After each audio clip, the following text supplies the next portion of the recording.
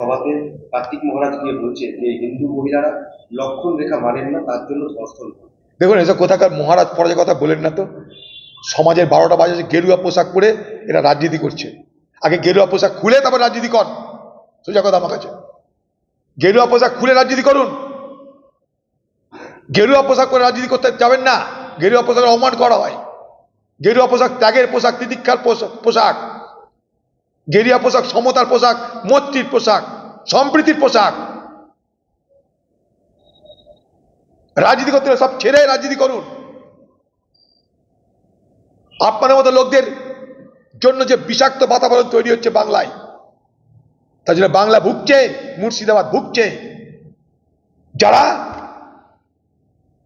বাবরি মসজিদ নির্মাণে গল্প করে, হিন্দু মুসলমান দাঙ্গার কথা খোলা মঞ্চে বলে, তাদের সঙ্গে গিয়ে মালা অদল বদল করছেন আরেক জায়গায় গিয়ে। লোকে দেখছে না এগুলো? এইসব ভণ্ড সাধু সন্দের ব্যাপারে সতর্ক থাকুন বাংলার মানুষ।